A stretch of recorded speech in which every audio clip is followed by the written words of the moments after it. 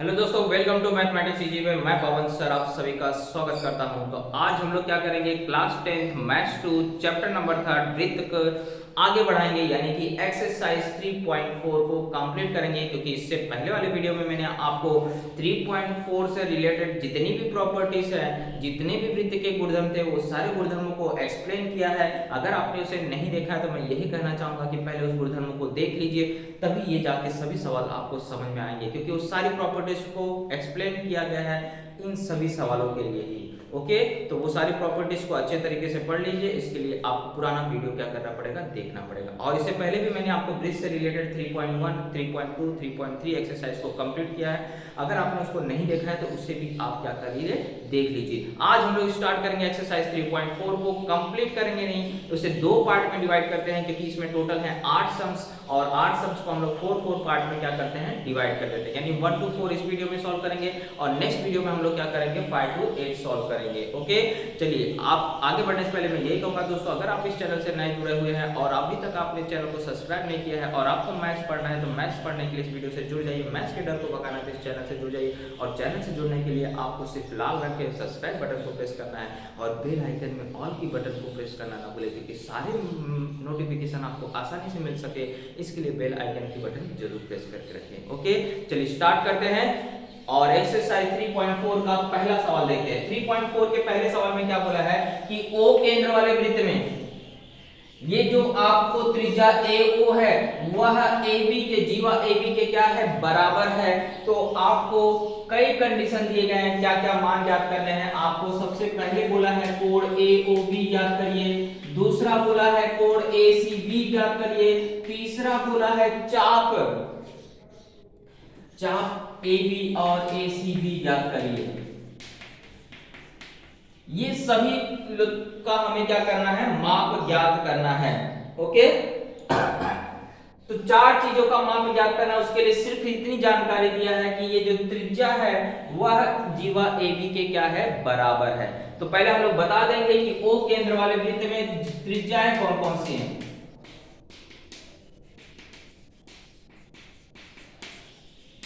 तो O केंद्र वाले वृत्त में रेख OA बराबर या सर्वांग होगा रेख OB के। क्यों? क्योंकि एक ही वृत्त की त्रिज्या है।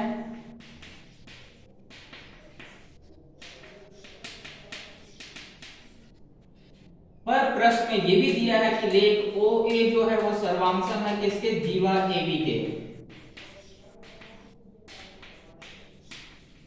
इसका मतलब हो गया कि तीनों की तीनों भुजाएं क्या है, बराबर है।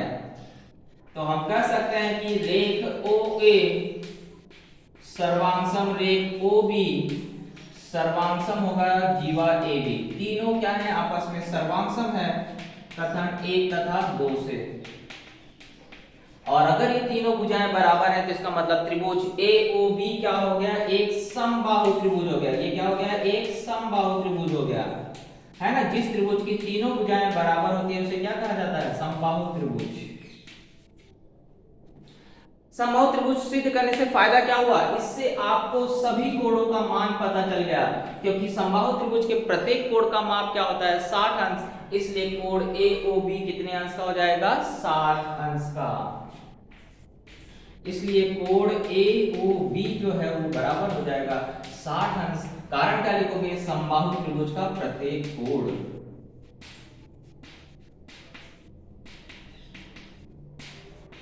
चलिए, एक चीज हम टारगेट पूरा कर लिया, इस कोण का माप कितना आ गया, 60। और ये कोण बन कहां रहा है, केंद्र पे बन रहा है। केंद्र पे बनने वाले कोण का माप और संगत लघुचाप का माप क्या होता है, बराबर होता है। अभी भी आपने पढ़ा था। तो हम बोल देंगे कि मेजर कोण AOB या कोण AOB जो है वो बराबर होगा मेजर चाप AB के। क्यों? क्योंकि केंद्रीय कोण है, केंद्रीय कोण का माप और संगत लघुचाप का माप क्या होता है, बराबर होता है। इसलिए मेजर चाप AB भी कितने अंश का हो जाएगा, 60 अंश का हो जाएगा। चलिए, सेकेंड टारगेट भी, थर्ड टारगेट भी आपका पूरा हो चुका है, मेजर चाप AB का मान आ चुका है। अब हमें क्या करना है, कोण ACB क्या करना है। तो कोण कहाँ बन रहा है, मैंने चार चित्र बनाया था, केंद्र पे भी कोण बन सकता है, केंद्र आपको वृत्त की परिधि पे बन सकता है, वृत्त के अंतभाग में बन सकता है और वृत्त के बाह्य भाग में बन सकता है। चारों कंडीशन में अगर देखें तो ये कोण कहाँ बन रहा है, वृत्त की परिधि पर, और जब वृत्त की परिधि पे बनेगा तो कोण का माप निकालने के लिए अंतःलिखित कोण प्रमेय लगेगा। और अंतःलिखित कोण प्रमेय में आपको बताया गया है कि मेजर कोण एसीबी जो है उस कोण का माप सामने वाले चाप का क्या होता है, यानी अंतःखंडित चाप के क्या होता है, वो आधा होता है, यानी कि 1/2 मेजर चाप एबी। चलिए इस प्रमेय का नाम क्या है, अंतःलिखित कोण प्रमेय से। मैंने आपको इससे पहले वाली वीडियो में सारे गुणधर्म बताया है। तो 1/2 गुणे 60, 60 का आधा कर देंगे कितना आ जाएगा, 30 अंश, यानी ये भी ज्ञात हो गया, ये भी ज्ञात हो गया, ये भी ज्ञात हो गया, बस बच गया चाप एसीबी। अरे तभी आपने पढ़ा था कि अगर ये लघु चाप है तो ये दीर्घ चाप है, और दीर्घ चाप का माप निकालने के लिए क्या होता है, 360 में से उसको घटा देते हैं।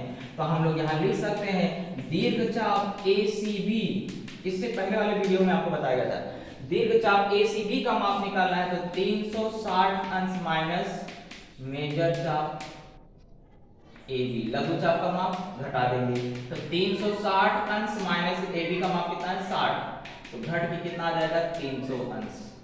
सारे के सारे माप हमें क्या हो गए, पता चल गए, यानी क्वेश्चन नंबर फर्स्ट का हमारा आंसर क्या हुआ, यहाँ पर कंप्लीट हुआ। ओके, तो सबसे पहले देखिए ये दोनों बराबर दिया था, ये भी त्रिज्या थी, यानी तीनों भुजाएं बराबर है, तीनों भुजाएं बराबर यानी समबाहु त्रिभुज, समबाहु त्रिभुज है यानी कि उसका कोण कितना अंश का हो जाएगा 60, और ये कोण केंद्र में बन रहा है, जिसके मतलब सामने वाले चाप का माप भी क्या होगा, बराबर हुआ, तो चाप एबी का माप 60 हो गया।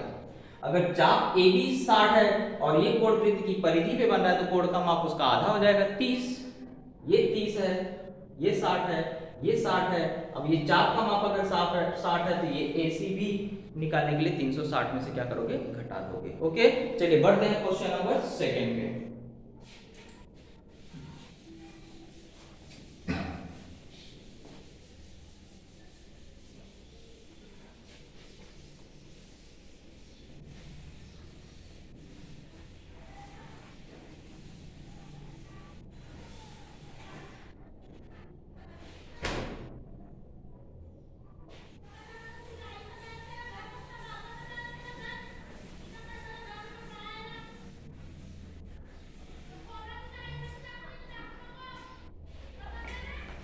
चलिए क्वेश्चन नंबर सेकंड आता है।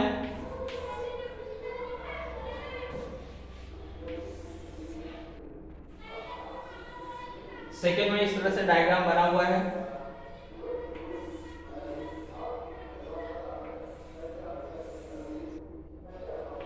यहाँ पे R, यहाँ पे Q, यहाँ पे P, यहाँ पर S।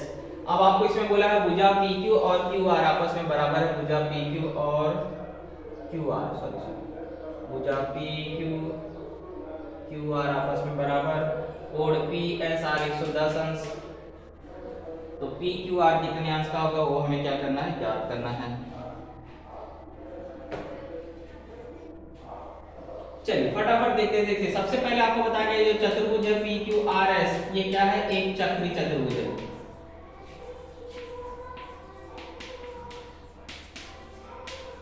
ऐसा आपको दिया गया है। अब ये दिया गया तो आप जानते हैं चक्री चतुर्भुज के समूह कोणों का योगफल कितना होता है, 180 अंश। तो S के सामने कौन है, Q, यानी कि कोण S और Q मिलकर कितने हो जाएंगे, 180। तो मैं बोल सकता हूं कोण PSR प्लस कोण PQR बराबर होगा 180 अंश, कारण चक्री चतुर्भुज के समूह कोण।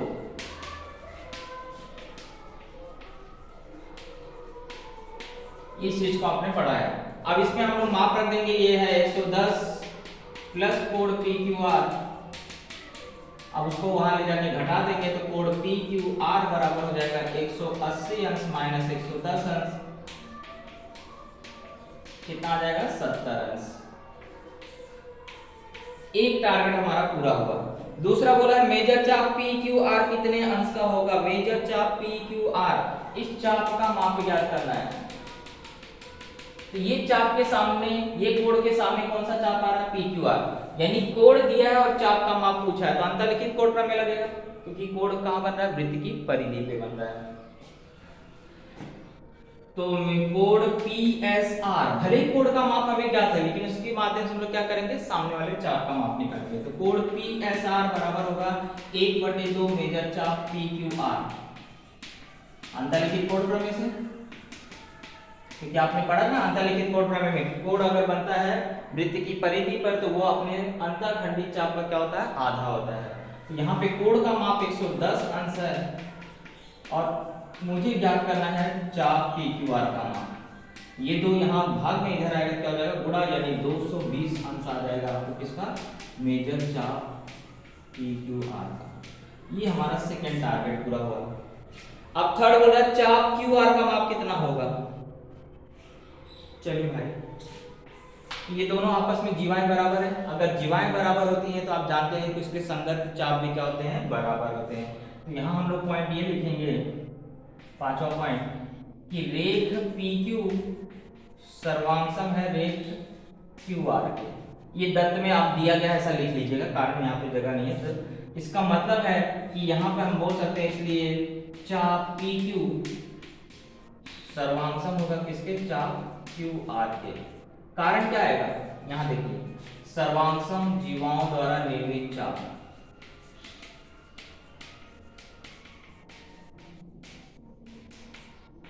क्या आपको मैंने बताया था इससे पहले वाले वीडियो में कि सर्वांशम जीवाएं क्या करती हैं, उसके अगर जीवाएं सर्वांशम होती है तो उसके संगत चाप भी क्या होते हैं, सर्वांशम होते हैं। तो इसके माप को हम लोग x मान लेते हैं, माना चाप पी क्यू बराबर चाप क्यू आर बराबर क्या, x अंश। अब आपको ये बताया गया पी क्यू आर कितने अंश का है, 220। तो चाप पी क्यू आर बराबर मेजर चाप पी क्यू प्लस मेजर चाप क्यू आर, और दोनों का माप यहाँ x x है और ये है कितना, 220, यानी कि 2x हो गया। तो x बराबर कितना आ जाएगा, इसको भाग दे देंगे तो 110 अंश आ जाएगा। दो वहां पे गुणे में है, इधर आएगा क्या हो जाएगा, भाग, यानी x का मान 110, x का मान 110 है, यानी कि मेजर चाप QR का माप कितना हो गया, 110 अंश आ गया। तीसरा टारगेट भी आपको पूरा हो गया। ओके, अब बच गया है कोण PRQ ज्ञात करने का, कोण PRQ। चलिए, ये भी कोण कहां बन रहा है, वृत्त की परिधि पे बन रहा है। अभी भी बताया गया था वृत्त की परिधि पे बन रहा है तो वो सामने वाले चाप का क्या होगा, आधा होगा। QR अगर 110 है तो मेजर चाप PQ भी कितना हो गया, 110 अंश। मुझे क्या ज्ञात करना है, मेजर कोण PRQ। तो आप देख रहे हैं ये वाला कोण जो है, ये सामने वाले चाप PQ का क्या होगा, आधा हो जाएगा। कैसे पता चलता है, तो आप देख लीजिए, कोण PRQ बोला ना, ये लाइन को आगे बढ़ा दीजिए। अब आप देखिए इसके अंदर कौन सा भाग आ रहा है, यही भाग आ रहा है ना, वृत्त की परिधि का वही भाग आ रहा है। तो 1/2 चाप क्या हो जाएगा, PQ। कारण क्या आएगा, अंतःलिखित कोण प्रमेय से। जब भी कोण वृत्त की परिधि पे बनेगा तो यही कारण देना है। तो ये 1/2 गुणे 110, 110 का आधा किया तो यह जाएगा 55 अंश। इस तरह से चारों कोणों के माप हमारे क्या हो गए, ज्ञात हो गए। ओके, चलिए बढ़ते हैं क्वेश्चन नंबर 3 पे।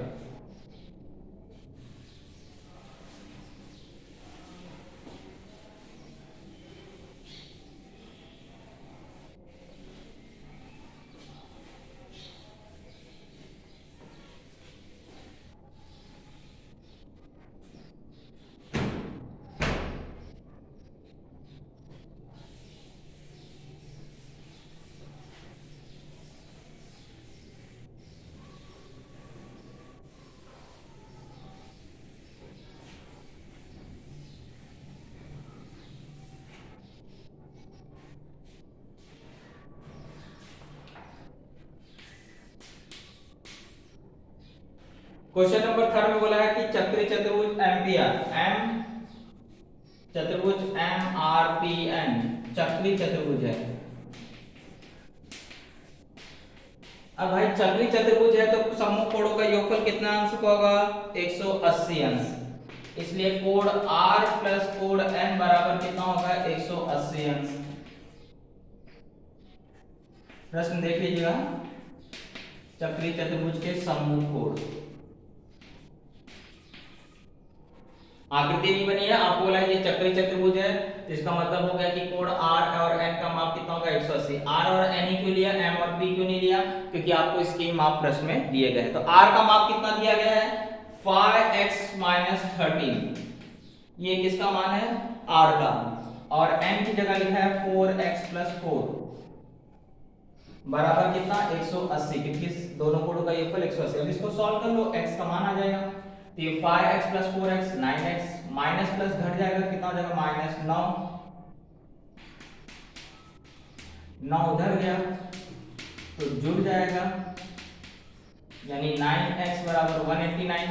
अब x का वैल्यू निकालना है तो 189 में क्या करोगे 9 से डिवाइड कर दोगे, तो 21x का मान आ गया। अब आपको बोला है कोण r कितने अंश का होगा, तो r का मान क्या था यहाँ पे 5x - 13 और x का मान कितना आया है 21, तो 5 गुणे 21 - 13। अब 5 का गुणा पहले किस में करेंगे तो 105, 105 में से 13 घटा देना है, 5 में से 3 गया 2, 10 में से 1 गया 9, 92 अंश आ गया किसका कोण r का मान।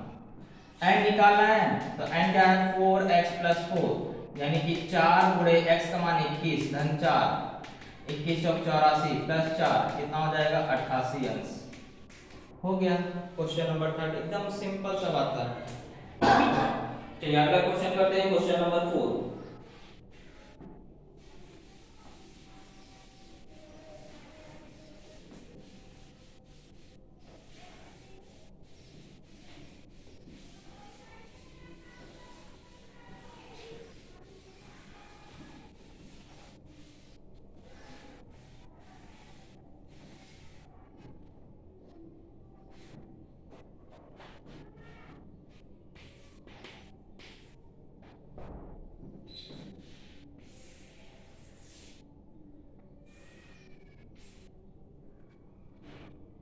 ये बोल रहा है कि व्यास है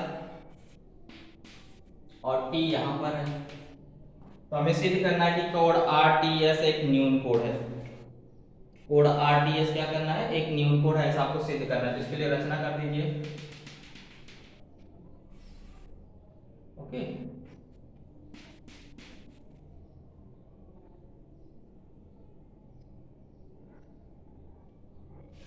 चलिए दूसरी आकृति बना देते हैं।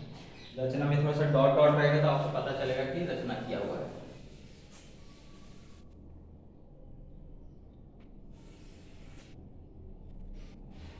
ऐसा एक वृत्त है और ये व्यास है, आर एस यहाँ पर है, ओ यहाँ पर है, टी यहाँ पर है। तो आपको क्या करना बिंदु टी से आर को मिला देना है और इसको एस से भी मिला देना। तो हमें सिद्ध करना है ये कोण जो है वो क्या होगा न्यून कोण होगा। तो ये दोनों वृत्त को एक दूसरे को कहीं भी प्रतिच्छेदित किए होंगे, उसका भी नाम रख लीजिए। मान लीजिए ये आपको ए है और ये क्या है आपको बी है। तो सिद्ध करने वाला सवाल है, तो थोड़ा सा आप यहाँ पे बता देंगे दर्द में कि ओ केंद्र वाले वृत्त में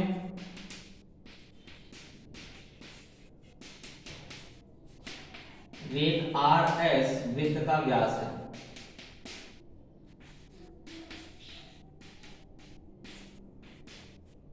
ओके, ये चीज दिया गया था, हमने एक रचना किया है, पहले साध्य लिख लेते हैं। साध्य हमें सिद्ध करना है कि कोण RTS न्यून कोण है,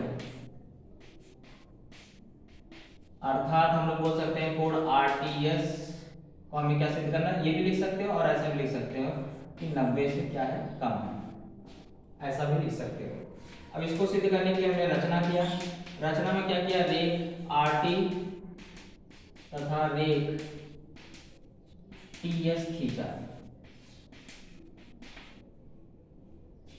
जो वृत्त को क्या कर रहे हैं ए और बी पे क्रमशः प्रतिच्छेदित कर रहे हैं।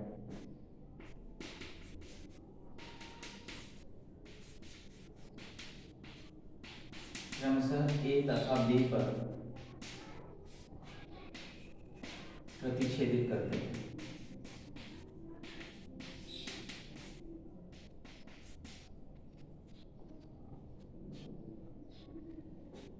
चलिए अब इसको हम लोग सिद्ध करते हैं। सबसे पहले बोला है रेख आर एस क्या है व्यास है,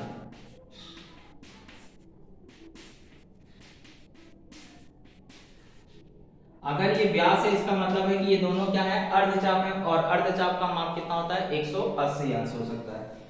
हो सकता है नहीं, होता है। तो इसलिए चाप, मेजर चाप आर एस जो है वो कितने अंश का होगा, 180 अंश। क्यों? क्योंकि अर्धचाप का माप, अर्धवृत्त का माप 180 अंश होता है। ओके, इतना हमने पता कर दिया कि इस चाप का माप क्या होगा, 180। अब जिस कोण का मान हमें बोला है वो कोण कहाँ बन रहा है, वृत्त के बाहर बन रहा है। और वृत्त के बाहर बनने वाले कोण का माप क्या होता है, उसके अंतःखंडित चापों के अंतर का आधा होता है। यानी यहाँ दो चाप आ रहे हैं, देखो एक चाप ये आ रहा है और एक चाप ए भी आ रहा है, दोनों को क्या करना है, घटा देना है। तो कोण आर टी एफ जो है वो आधा होगा, किसका आधा होगा, जो बड़ा चाप है, कौन है बड़ा चाप, आर एस, उसमें से आधा कर देना है किसको, उसमें से घटा देना है किसको, मेजर चाप ए बी को। यही तो फॉर्मूला है। यानी कि 1/2 गुणे इसका माप कितना हो जाएगा, 180 अंश माइनस मेजर चाप आर एस, मेजर चाप ए बी, है ना, क्योंकि इसका माप 180 अंश है। अब क्या होगा, मेजर कोण आर टी एस जो है, अब 1/2 का यहाँ गुणा करेंगे, तो 1/2 गुणे 180 माइनस 1/2 गुणे मेजर चाप ए बी। तो 100 उसको काट दिया तो कितना आ गया, 90। 90 माइनस 1/2 मेजर चाप ए बी। यानी कि कोण आरटीएस, आपने यहां क्या सिद्ध किया कि कोण आरटीएस क्या है, 90 से कम है। क्योंकि यहां देखो 90 माइनस 90 में से कोई भी एक संख्या घटाओगे, चाहे दशमलव में ही आ जाए, तो अगर घटाओगे तो क्या हो जाएगा, 90 से कम हो जाएगा। और 90 से कम हुआ, इसका मतलब हो गया कि वो क्या है, न्यून कोण है। इसलिए आरटीएस क्या है, न्यून कोण है। ये आपने सिद्ध कर दिया। ओके, इस तरह से हमारा क्वेश्चन नंबर 4 यहाँ पे क्या होता है, कंप्लीट होता है। तो मैंने आपको बताया था कि एक्सरसाइज 3.4 का आज हम लोग क्वेश्चन नंबर 4 तक करेंगे और बाकी का नेक्स्ट वीडियो में करेंगे। ओके, आई होप आपको वीडियो अच्छा लगा होगा, और अच्छा लगा है तो लाइक करिए, शेयर करिए, और चैनल पर नए तो दोस्त सब्सक्राइब जरूर करके जाइए। मिलते हैं अगले वीडियो में, तब तक के लिए जय हिंद, जय महाराष्ट्र।